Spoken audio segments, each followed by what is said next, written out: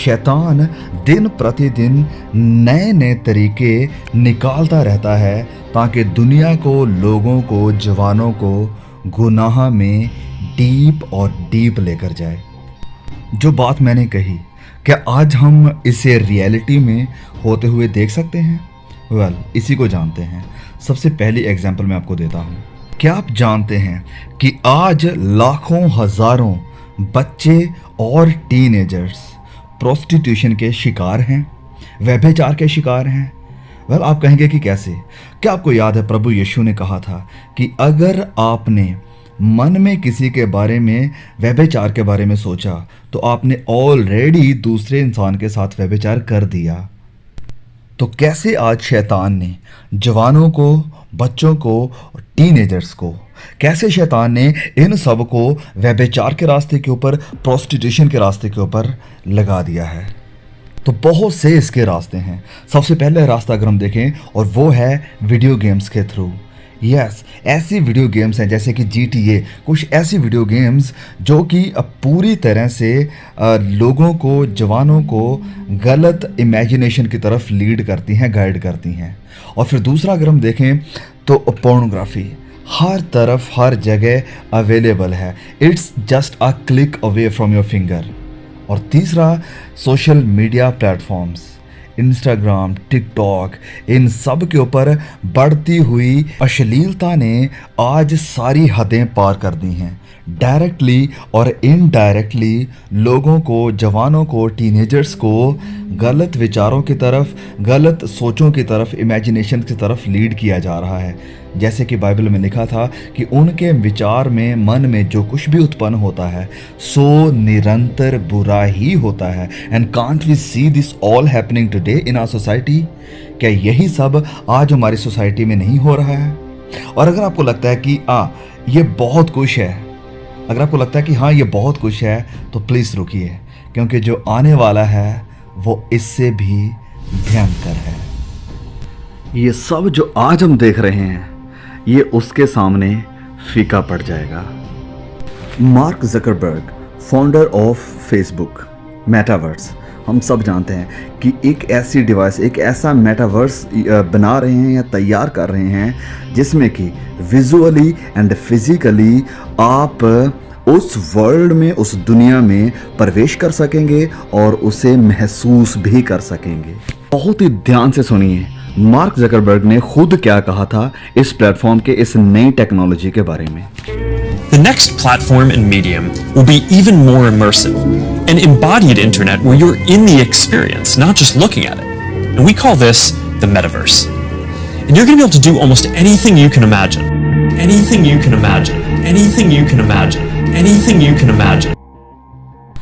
Mark Zuckerberg और उनकी company के द्वारा एक ऐसा ग्लव तैयार किया जा रहा है जिसके द्वारा कि आप वर्चुअल ऑब्जेक्ट जो होंगे दूसरी दुनिया के, उन्हें महसूस कर सकेंगे, उन्हें टच कर सकेंगे, उन्हें छू सकेंगे।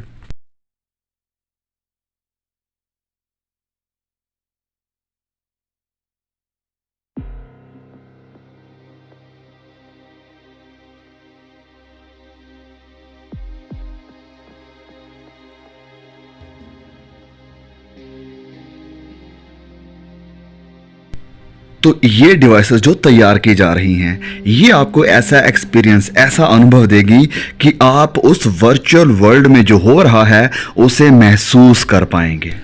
कल्पना कीजिए इसके बारे में। कल्पना कीजिए कि आप जो वर्चुअल रियलिटी को देख रहे हैं उसे अब आप फील भी कर सकेंगे, महसूस कर सकेंगे। तो बैक टू आवर क्वेश्चन कि कैसे शैतान इन सारी डिवाइसेस को, इस टेक्नोलॉजी को इस्तेमाल करेगा गुनाह के नए रास्ते निकालने के लिए, और वो होगा वर्चुअल और ऑगमेंटेड पॉर्न के ज़रिए। आने वाले समय में इन डिवाइसेस के थ्रू लोग सिर्फ पॉर्न को देखेंगे ही नहीं, वरन पॉर्न में खुद होंगे और इसे फील भी कर पाएंगे।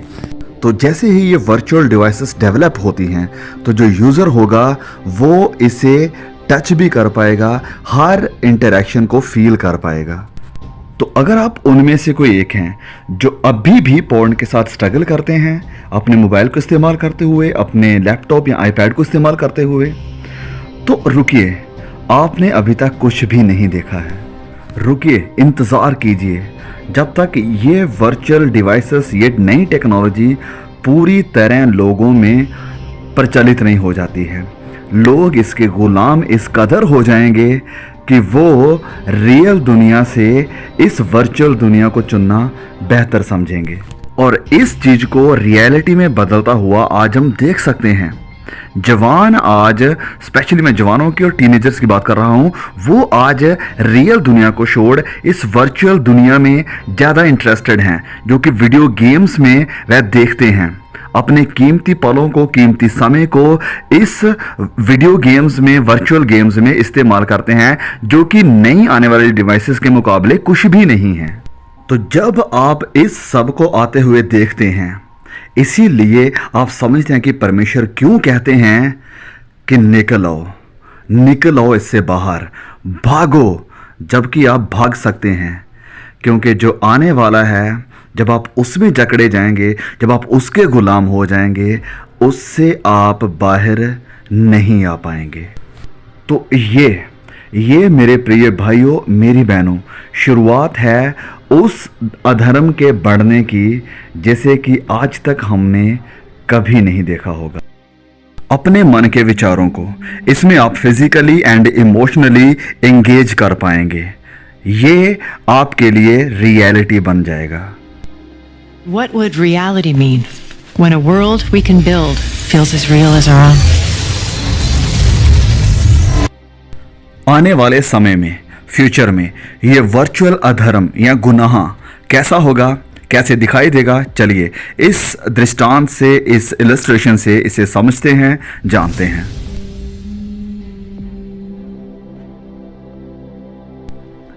मिलिए इसे। ये है डैनी और ये इसके साथ है इसका दोस्त कार्ल।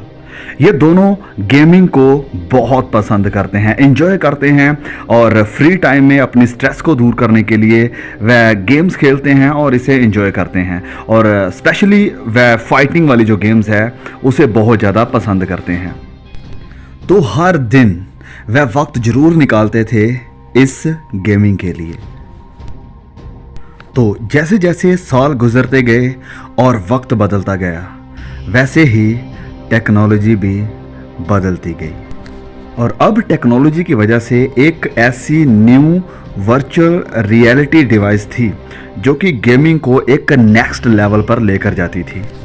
तो कार्ल ने एक स्पेशल मौके के ऊपर डैनी को ये डिवाइस गिफ्ट कर दी और उसने डैनी से कहा कि हे मैन, तुम इसे जरूर ट्राई करना, इसे एक नया एक्सपीरियंस मिलेगा तुम्हें, और जो भी कैरेक्टर करेंगे उस गेम में तुम्हें भी वो वैसे ही महसूस होगा, तुम इसे फील कर पाओगे। तो उस रात डैनी अपने कमरे में जाता है और इस डिवाइस को ट्राई करता है। Seriously, man, it's insane. You're gonna freak. Okay, what do I do? All right, you put the game chip in. Done. Now grab the disc and stick it upside the head. Done. Okay, 3, 2, 1.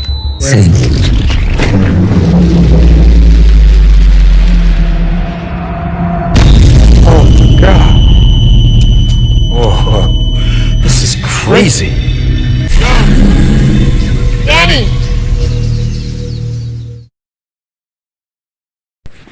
तो ये नई technology उन्हें ये महसूस कराती है कि जैसे कि वह सच में उस गेम के अंदर हैं। तो जो भी इस वर्चुअल रियलिटी गेम में होता है, ये लोग उसे महसूस कर सकते हैं। अब भले ही ये डिवाइस बनाई गई थी एंटरटेनमेंट के लिए, स्ट्रेस फ्री करने के लिए, लेकिन मन के बुरे विचारों ने इसे सिंफुल, पाप का रूप दे दिया।